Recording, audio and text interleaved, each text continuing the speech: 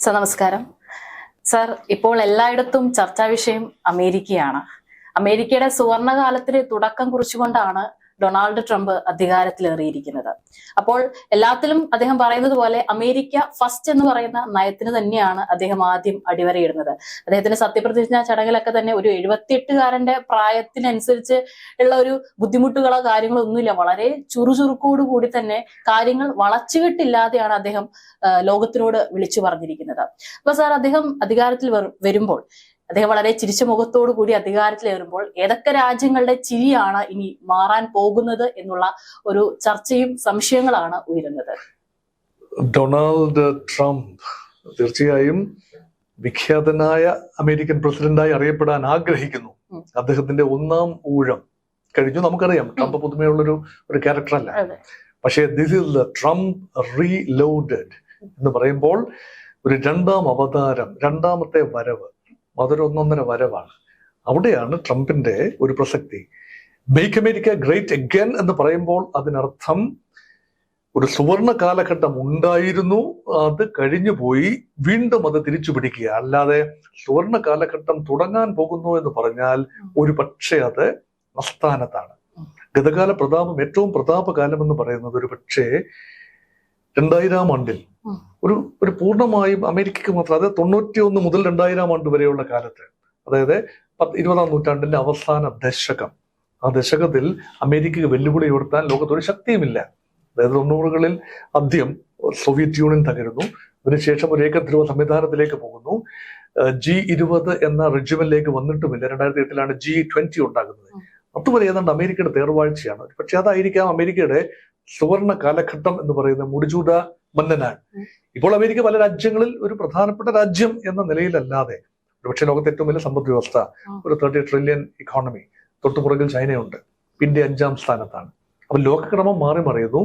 അവിടെ തലപ്പൊക്കത്തിൽ നിൽക്കാൻ സാധിക്കണമെങ്കിൽ, തുടർന്ന് നിൽക്കാൻ സാധിക്കണമെങ്കിൽ അത്ഭുതങ്ങൾ നടക്കണം, അതെന്നെ കൊണ്ട് മാത്രമേ സാധിക്കൂ എന്ന ഒരു നിലപാടാണ് ട്രംപിന്. അതാണ് മുദ്രാവാക്യത്തിന്റെ പിന്നിൽ കാണുന്നത്. ട്രംപ് അധികാരം ഏറ്റെടുക്കുമ്പോൾ ചങ്കിടിപ്പ് കൂടുന്നത് ഏത് രാജ്യത്തിനാണെന്നുള്ളതാണ് ചോദ്യം.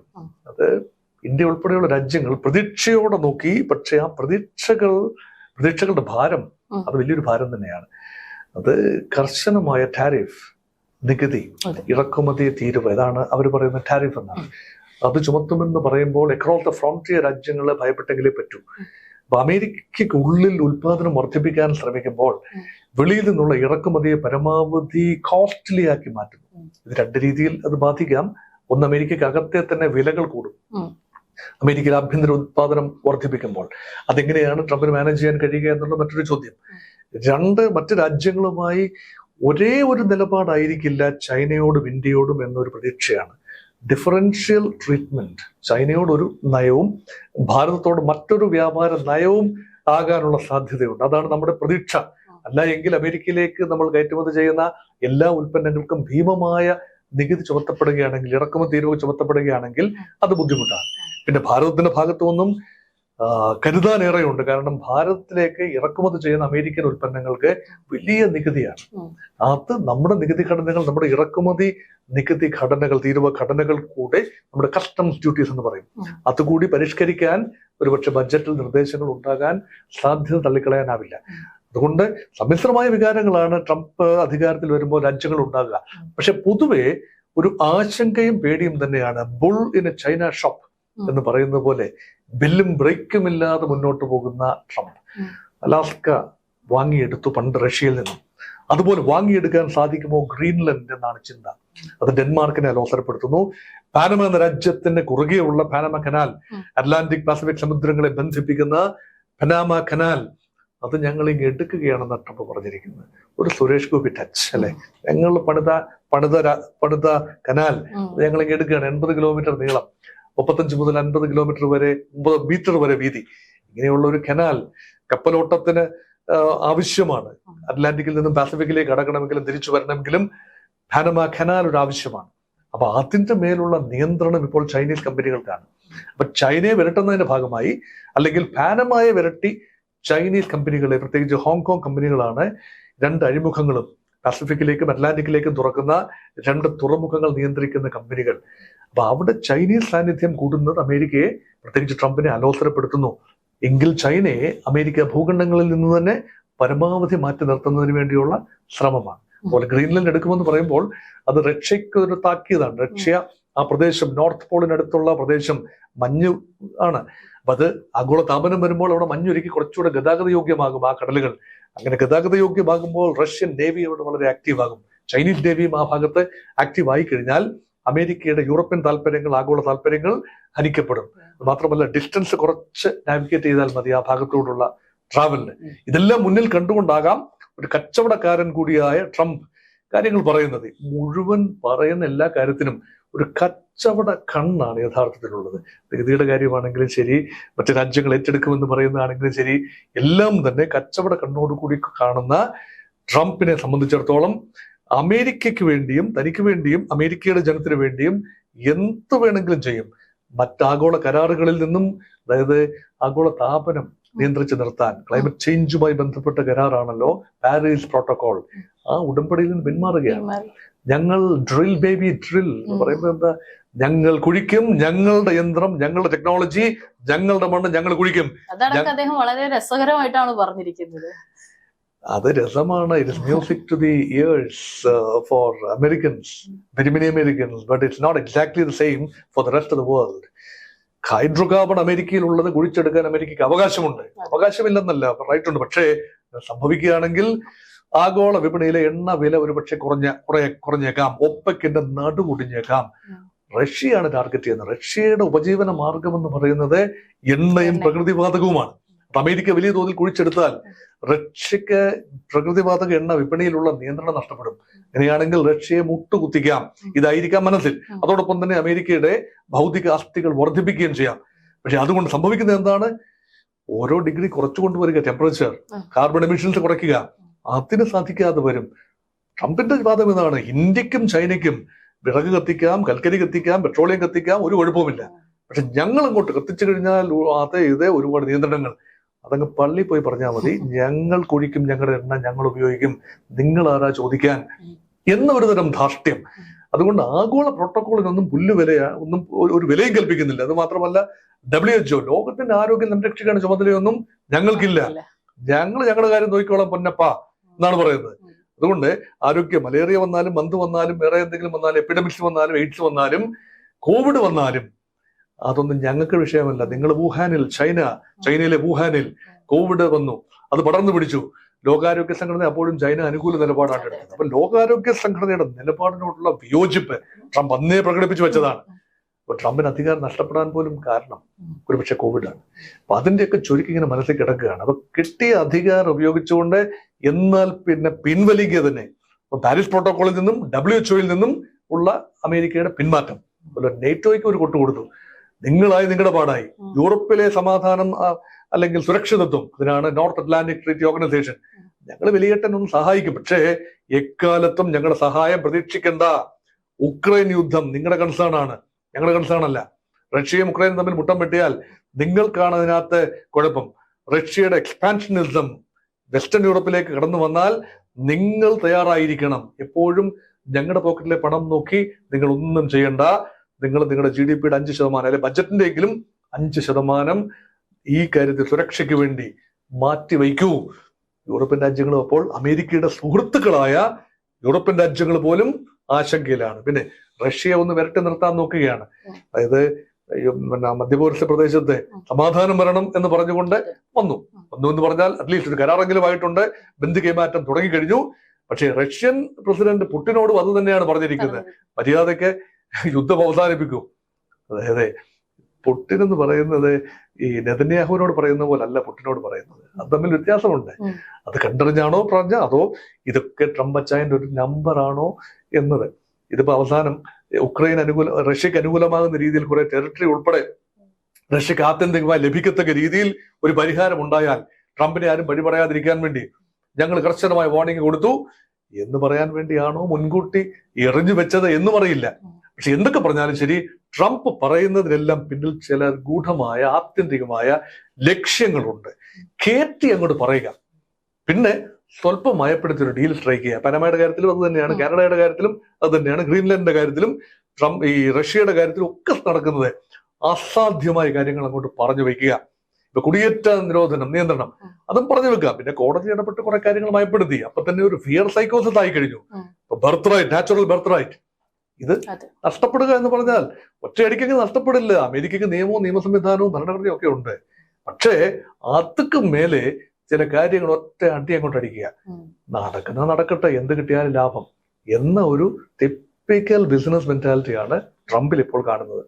അതായത് ഞാൻ സാറിന്റെ അടുത്ത് ചോദിക്കാൻ വരുന്നുണ്ടായിരുന്നു, ഇപ്പൊ ഈ അതിർത്തികളിലെല്ലാം തന്നെ വലിയ രീതിയിലുള്ള ഒരു സൈനിക നീക്കമാണ് ഇപ്പോൾ നടത്തിക്കൊണ്ടിരിക്കുന്നത്. അനധികൃതമായിട്ട് കുടിയേറി ആരെയും തന്നെ ഇനി ഇവിടെ ജീവിക്കാൻ അനുവദിക്കില്ല എന്നുള്ള കർശന നിലപാട്, അല്ലെങ്കിൽ ഒരു ഉഗ്ര ശാസന തന്നെയാണ് ട്രംപ് കൊടുത്തിരിക്കുന്നത്. പക്ഷെ അവരുടെ രാജ്യത്ത് നിന്നും എതിർപ്പുകൾ ഉയരുന്നുണ്ട്. അപ്പൊ എന്തായിരിക്കും അതിന്റെ ഒരു വലിയ രീതിയിൽ വിമർശനം ഉയരാനുള്ള എല്ലാ സാധ്യതയും മുൻപിലില്ല? അമേരിക്കയിലെ ആദ്യകാലത്ത് എത്തിപ്പെട്ട എല്ലാവരും അനധികൃതമായിട്ട് കുടിയേറിയവർ തന്നെയാണ്. റെഡ് ഇന്ത്യക്കാർ വസിച്ചിരുന്ന ഒരു പ്രദേശം. ഒരു 5 നൂറ്റാണ്ട് മുൻപ് യൂറോപ്പിൽ നിന്നും പട പേടിച്ച് പന്തളത്തെത്തിയവരാണ്. പിൽഗ്രിം ഫാദേഴ്സ്, മെയ്ഫ്ലവർ എന്ന കപ്പലിലേറി കടന്നു വന്നവരാണ്. റിലീജിയസ് പെർസിക്യൂഷൻ, മറ്റ് പെർസിക്യൂഷൻ ഫേസ് ചെയ്തവരാണ് വന്നത് ആദ്യം. പിന്നീട് അടിമകളെ കൊണ്ടുവന്നു. ഇവരെല്ലാം തന്നെ അനധികൃതമായിട്ടല്ല, അധികൃതം എന്ന് പറയാനൊന്നുമില്ല. പിന്നെ നിയമവാഴ്ചയായി, നിയമവ്യവസ്ഥയായി, ഭരണഘടനയായി, അധികൃതമായ രീതിയിൽ നിയമങ്ങളായി. പക്ഷേ അപ്പോഴും കുടിയേറി വന്നവരാണ് അമേരിക്കയെ സൃഷ്ടിച്ചത് എന്ന് ഓർക്കണം. ഇന്ത്യയിൽ നിന്നും ചൈനയിൽ നിന്നും ആഫ്രിക്കയിൽ നിന്നും ഒക്കെ കുടിയേറി വന്നവരും അതിനു മുൻപ് തന്നെ വെള്ളക്കാരായ ആളുകൾ എത്തിയവരും എല്ലാവരും ഒരർത്ഥത്തിൽ അല്ലെങ്കിൽ മറ്റൊരർത്ഥത്തിൽ കുടിയേറ്റക്കാരോ അവരുടെ സന്തതി പരമ്പരകളോ ആണ്. അവർ സൃഷ്ടിച്ച അമേരിക്ക. അപ്പോൾ ഇപ്പോൾ കുടിയേറ്റ വിരുദ്ധത പറയാൻ കാരണം ഞങ്ങൾ ഒരു ബസ്സിൽ കയറി കഴിഞ്ഞു. അവിടുത്തെ ആ ബസ്സിലെ യാത്രക്കാരനാണ് ഞാനിപ്പോൾ. ഇനിയിപ്പോ വെളിയിൽ നിൽക്കുന്നവൻ കയറണ്ട, ഞാൻ വാതിൽ അങ്ങോട്ട് അടയ്ക്കുകയാണ്, ഞങ്ങൾ വിട്ടു പോവുകയാണ് എന്ന് പറയുന്ന ആ ഒരു മെന്റാലിറ്റിയാണ്.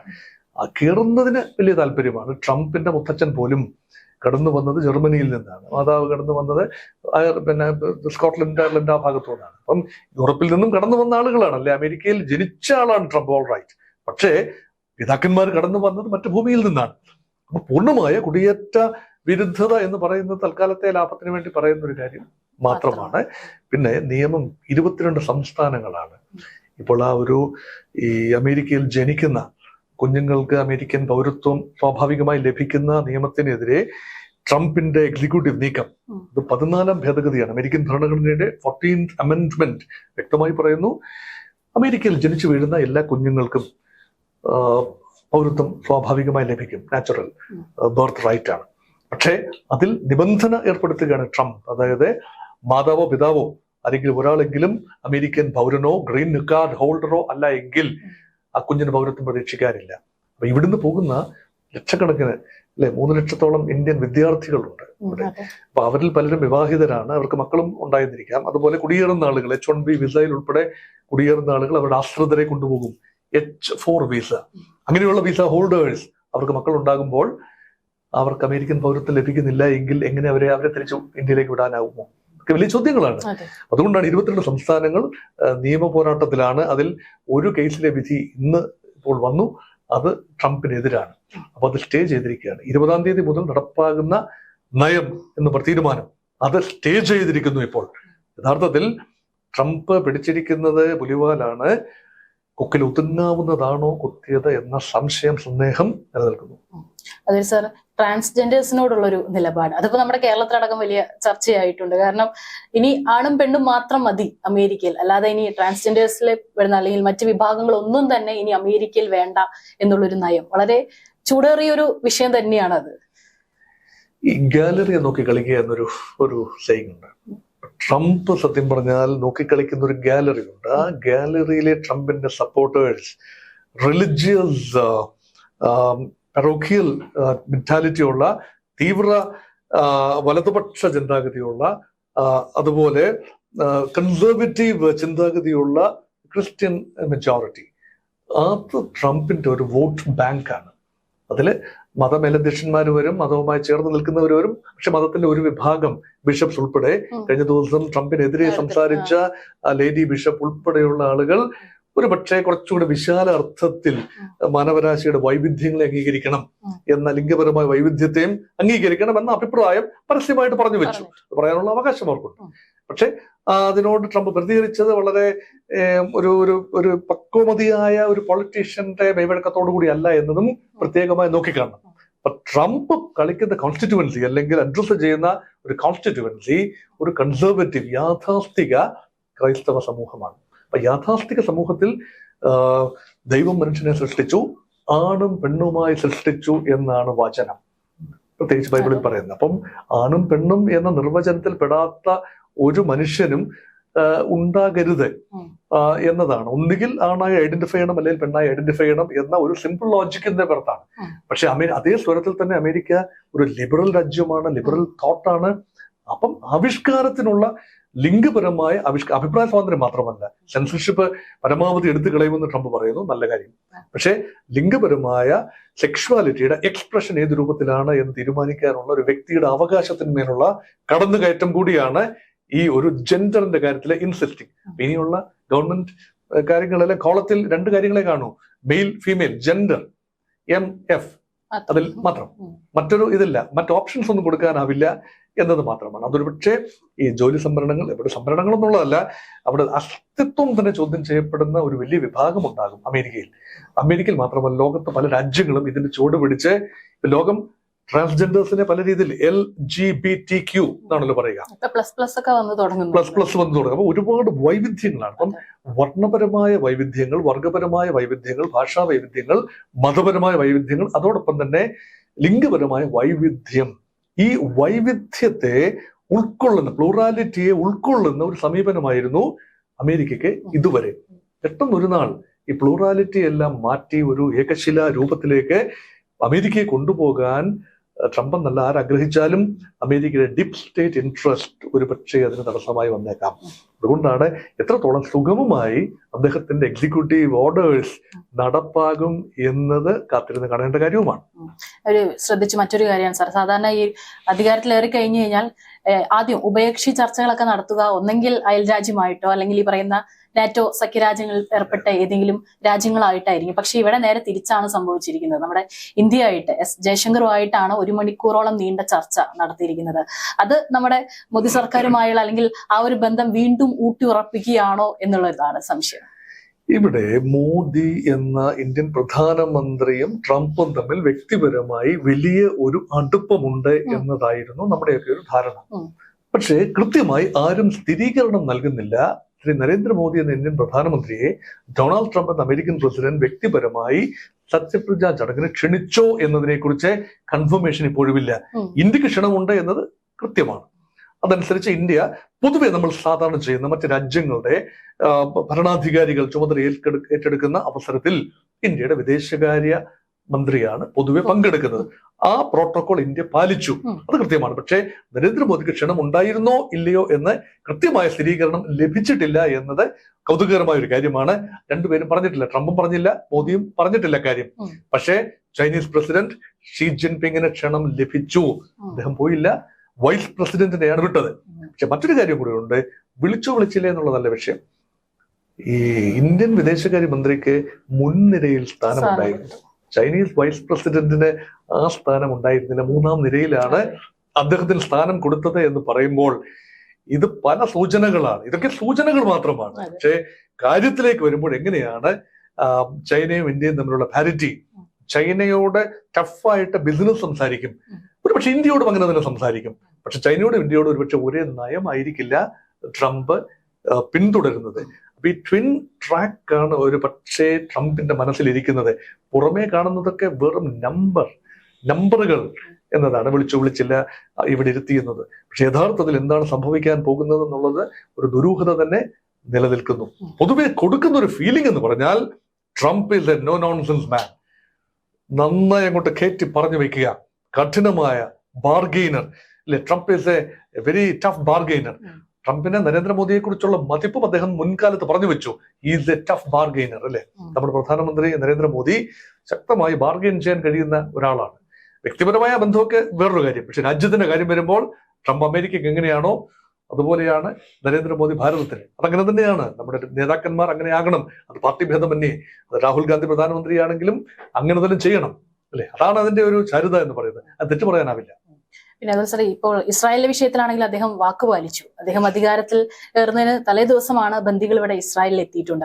ഇപ്പോൾ താൽക്കാലിക വെടിനിർത്തലിലൂടെ കടന്നു പോകുന്നതുകൊണ്ട് ഇസ്രായേൽ വലിയ രീതിയിലുള്ള ആക്രമണങ്ങളൊന്നും തന്നെ റിപ്പോർട്ട് ചെയ്യുന്നില്ല. പക്ഷെ എന്നിരുന്നാലും ഈ ഒരു താൽക്കാലിക വെടിനിർത്തൽ അവസാനിച്ചു കഴിഞ്ഞാൽ ഇപ്പോൾ ട്രംപിന്റെ ഈ കടുത്ത നയങ്ങളൊക്കെ എല്ലാവരും നോക്കി കാണുന്നുണ്ടാവും. അത് കഴിഞ്ഞാൽ ഇസ്രായേൽ വലിയ രീതിയിലുള്ള ഒരു തിരിച്ചടിയോ അല്ലെങ്കിൽ അമേരിക്കയുമായി ചേർന്ന് എന്തെങ്കിലും ഒരു അറ്റാക്ക് നടത്താനുള്ള സാധ്യതയുണ്ടോ? ട്രംപിനെ അധികാരം ഏറ്റെടുത്ത് കഴിഞ്ഞാൽ ഉടനെ തന്നെ തന്റെ കണക്ക് പുസ്തകത്തിൽ എന്തെങ്കിലും പോസിറ്റീവായ സ്റ്റാർ മാർക്ക് കാണിക്കാനുണ്ടാവണം. അത് ആദ്യത്തെ കിട്ടിയ ഇതാണ്. താൻ കൊടുത്ത ഒരു അൾട്ടിമേറ്റം ഇസ്രായേലി പ്രധാനമന്ത്രി ബെഞ്ചമിൻ നെതന്യാഹുവിനും ഹമാസിന്റെ നേതാക്കൾക്ക് ഇൻഡയറക്റ്റ് ആയിട്ടും, അത് മാത്രമല്ല മധ്യസ്ഥത വഹിച്ച ഖത്തറിന്റെ ഭരണാധികാരികൾക്ക് അവരുമായി ബിസിനസ് ബന്ധം ഉൾപ്പെടെ ട്രംപിനുണ്ടെന്ന് ഓർക്കണം. ട്രംപ് പറഞ്ഞു, ഞാനിതാ എന്റെ ദൂതനെ വിടുന്നു. അദ്ദേഹം എന്റെ റിയൽ എസ്റ്റേറ്റ് ഏജന്റ് കൂടിയാണ്. അദ്ദേഹത്തെ വിറ്റ്കോഫ്, അല്ലെ, സ്റ്റീവ് വിറ്റ്കോഫ്, അദ്ദേഹത്തെ വിടുന്നു. നിങ്ങളയാളോട് സംസാരിച്ച് കാര്യങ്ങൾ പറഞ്ഞ സെറ്റിൽ ചെയ്യും, ഞാൻ അല്ലെങ്കിൽ അങ്ങ് വരും എന്നാണ് ട്രംപ് പറഞ്ഞിരിക്കുന്നത്. അതുകൊണ്ട് അതൊരു പേടിപ്പിക്കലാണ്, ഭയപ്പെടുത്തലാണ്. അതൊരു തരം ഒരു സ്റ്റൈലാണ്. നയതന്ത്രത്തിന്റെ പല സ്റ്റൈലുകളിൽ ഒരു സ്റ്റൈലാണ് ട്രംപിന്റെ സ്റ്റൈൽ. അതെറിച്ചു. അതുകൊണ്ട് ചക്ക വീണു പോലെ ചത്തു എന്നല്ല ഞാൻ പറയുന്നത്, പക്ഷേ സംഭവിച്ചു. അത് ഒരു ട്രാക്ക് റെക്കോർഡായി. അടുത്തത് പുടിനാണ്. പുടിനോട് പറഞ്ഞു വെച്ചു. പക്ഷേ അതത്ര ക്ഷിപ്രസാധ്യമായ ഒരു കാര്യമല്ല യുദ്ധം അവസാനിപ്പിക്കുക എന്നത്. അപ്പൊ ട്രംപ് അങ്ങനെ ഒരു ടഫ് പോളിസി എടുക്കുന്നു എന്നൊരു പ്രതീതി ജനിപ്പിക്കുന്ന കാര്യത്തിൽ വിജയിച്ചു. പക്ഷെ എല്ലാ കാര്യത്തിലും അത് നടക്കണമെന്നില്ലതാണ്. അതുപോലെ സാർ, ഇനിയിപ്പോൾ എല്ലാവരും ആകാംക്ഷയോടെ നോക്കുന്ന പുടിനുമായിട്ടൊരു കൂടിക്കാഴ്ച സംഭവിക്കുമോ, റഷ്യ യുക്രൈൻ യുദ്ധത്തിൽ എന്തെങ്കിലും ഒരു മാറ്റം ഉണ്ടാകുമോ എന്നുള്ളതാണ്. ഇപ്പോൾ ഓൾറെഡി മുന്നറിയിപ്പൊക്കെ നൽകി കഴിഞ്ഞു. എന്നിരുന്നാലും ഇപ്പോൾ ട്രംപ് നടത്തിയിട്ടുള്ള പല കാര്യങ്ങളോടും ഇതുവരെയായിട്ടും റഷ്യ പ്രതികരിച്ചിട്ടില്ല. ഇനി അങ്ങനെ ഒരു നീക്കം ഉടൻ തന്നെ ഉണ്ടാകുമോ എന്നുള്ളതാണ് എന്റെ ഒരു ചിന്ത. ട്രംപ് എല്ലാ ലോക നേതാക്കളുമായും കൂടിക്കാഴ്ച നടത്തുമെന്നാണ്. മോദിയുമായി നടത്തും, ഷീ ജിൻപിങ്ങുമായി നടത്തും, പുടിനുമായി നടത്തും. ട്രംപിന്റെ ഒരു പ്രസ്റ്റീജ് മാറ്ററാണ്. അത് പറയാൻ കാരണം, കഴിഞ്ഞ ഒരു ടേമിൽ ആരും ചിന്തിക്കാത്തൊരു കാര്യമാണ് ഈ നോർത്ത് കൊറിയൻ ഏകാധിപതി കിം ജോങ് ഉന്നുമായി നടത്തിയ കൂടിക്കാഴ്ച. അതിനങ്ങറ്റം വരെ പോകുന്ന ട്രംപിനെ കണ്ടു. അപ്പൊ ഏത് ചെകുത്താനുമായും കൂട്ടുകൂടാമെന്നല്ല, സംസാരിക്കാം. ആ ധൈര്യം ട്രംപ് കാണിക്കുന്നു. മറ്റാരും ധൈര്യപ്പെടാത്ത ധൈര്യം എന്നുള്ളതല്ല. അതെന്താണ്, എന്താ ലോകം ആരെങ്കിലും എന്തെങ്കിലും ആര് കേട്ടാൽ എന്ത് വിചാരിക്കും? ട്രംപിന് യാതൊരു നാണവുമില്ല. ആരുമായും സംസാരിക്കും. പക്ഷേ ട്രംപിന്റെ അജണ്ട, അമേരിക്കയുടെ അജണ്ട, അത് വിട്ടൊരു കാര്യം ട്രംപ് ചെയ്താൽ പിന്നെ ട്രംപ് ഇല്ല. പറഞ്ഞത് പ്രവർത്തിക്കും എന്നതാണ് ട്രംപിന്റെ ട്രംപ് കാർഡ്. അതില്ല എങ്കിൽ ട്രംപ് വെറും ബിഗ് സീറോയാണ്. അതുകൊണ്ട് എല്ലാവരുമായും സംസാരിക്കും. പക്ഷെ അജണ്ട ട്രംപിന് അനുകൂലമായി നീങ്ങുമെങ്കിൽ മാത്രമേ ഉള്ളൂ. ഒരു കൈ കൊടുക്കാൻ സമ്മതിക്കില്ല. അതുകൊണ്ട് തന്നെ പുടിനുമായിട്ട് സംസാരിക്കുമെന്ന് തന്നെയാണ് എനിക്ക് തോന്നുന്നത്. പക്ഷെ അമേരിക്ക ആഗ്രഹിക്കുന്ന രീതിയിൽ റഷ്യ പെരുമാറിയാൽ എല്ലാം ഓക്കെ. അതൊരു ട്രംപിന്റെ സ്റ്റൈലാണ്. അതൊരു നമ്മൾ kudos, hats off and kudos to Trump. ഏതായാലും ഇനിയിപ്പോൾ ട്രംപ് അധികാരത്തിലേറിയതിനു ശേഷം എന്തൊക്കെ മാറ്റങ്ങളായിരിക്കും ഉണ്ടാവുക എന്നുള്ളതാണ് എല്ലാവരും, ലോകരാജ്യങ്ങൾ മുഴുവൻ നോക്കിക്കാണുന്നത്. നമുക്കും പ്രതീക്ഷയോട് കൂടി കാത്തിരിക്കാം. ഇന്ത്യക്കും ഇനി ഇതിന്റെ ഭാഗമായിട്ട് എന്തെങ്കിലും മാറ്റങ്ങൾ വരുമോ, അല്ലെങ്കിൽ ഇന്ത്യ ഇനി ഒരുപടി മുന്നോട്ട് പോകുമോ, അതുപോലെ ഈ റഷ്യ യുക്രൈൻ യുദ്ധത്തിൽ ഒരു മാറ്റം സംഭവിക്കുമോ എന്നുള്ള കാര്യങ്ങളെല്ലാം തന്നെ നമുക്കും പ്രതീക്ഷയോട് കൂടി തന്നെ നോക്കിക്കാം.